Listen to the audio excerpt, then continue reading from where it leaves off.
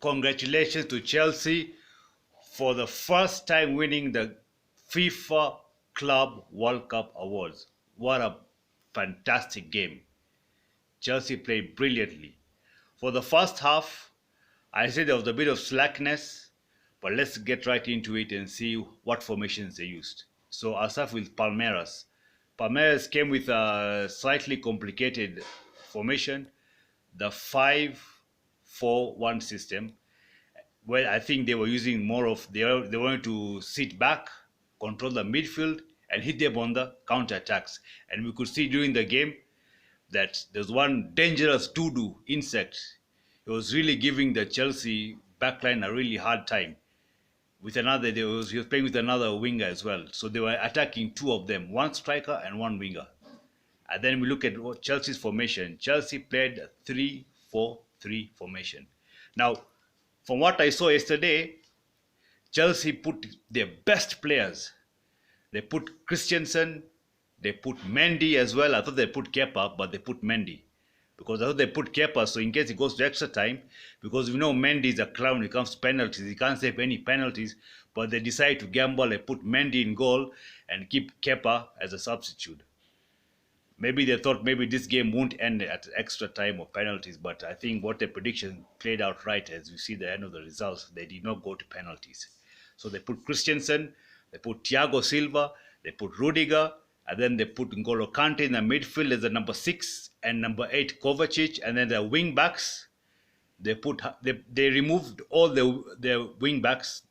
They put one winger as a wing back, as a defender, Hudson Odoi. He's not a defender, but they put him as a defender, I think to do with the pace and the counter attacks as well. And then they put Aspi, who's a defender, as he's a right back defender, but they put him as a right back wing back.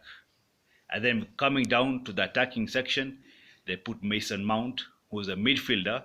He's actually a number 10, but they put him to block the Palmeiras wingers from passing the midfield. And then on the other side, they put Kai, who is also number 10, but is playing as a winger. He's got pace as well, and he can defend in order to block the other side of the wingers from entering into our midfield. And then they put Lukaku as a striker. Brilliant game. From start to finish, Chelsea had 80 to 90% possession. Like I said, Palmeiras were only able to pass the midfield 4 to 5 times through aerial duels.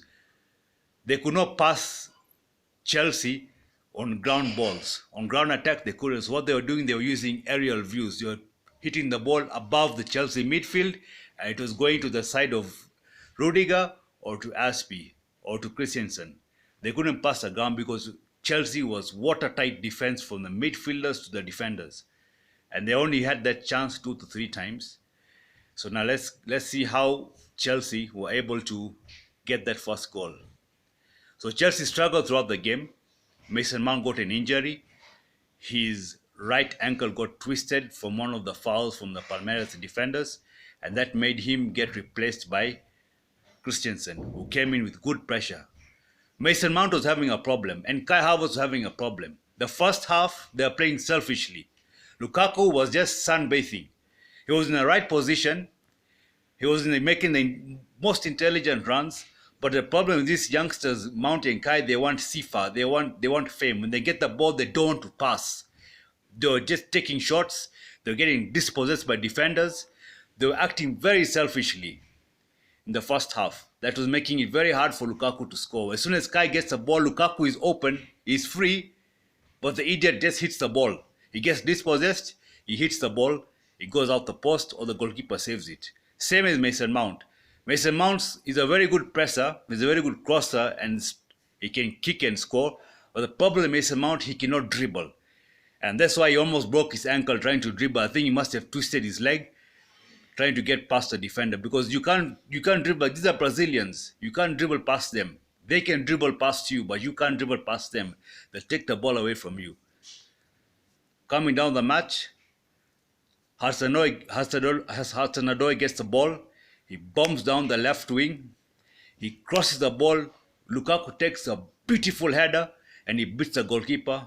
1-0 to Chelsea. Chelsea get the lead. Come second half, like I said, Palmeiras had an aerial duel. They went down the left wing, Rudiger's side. They were able to hit the cross. Now Thiago, he jumped like a grasshopper. He left his hand loose, and the ball was able to hit his hand, and the ref called for immediate penalty. Penalty was given, and Palmeiras got an equalizer. Pressure to Chelsea now. Pressure to Chelsea fans. Are we going to see the same performance we see in the EPL, where Chelsea concede last-minute goals and we draw the game? But this is a cup competition. You can't draw the game. If you draw the game, go to penalties, and Mendy's in the box, you know you're losing. Mendy doesn't catch any penalties. He's invisible in the goalpost. He can't catch anything.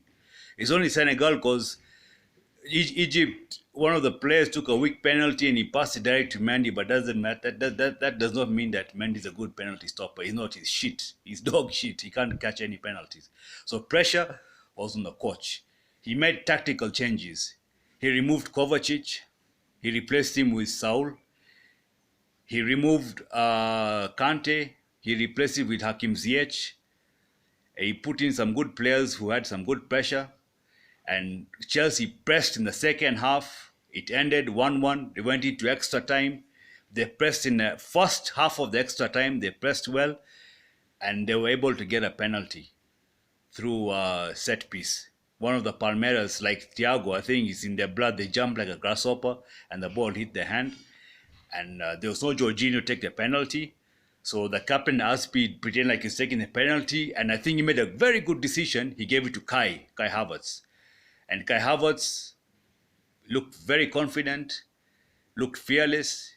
He took the penalty with the left leg, and he smashed it right into the net. And then there was no time for Palmeiras to equalize again, and the game ended 2-1. 2 Chelsea, 1 Palmeiras, and presently they are the club champions of the world. So kudos to Chelsea. And I'm looking forward to see Chelsea's game against Crystal Palace on Saturday. Good luck to them, and I wish them all the best. Thank you guys for staying in. Till next time. Cheers.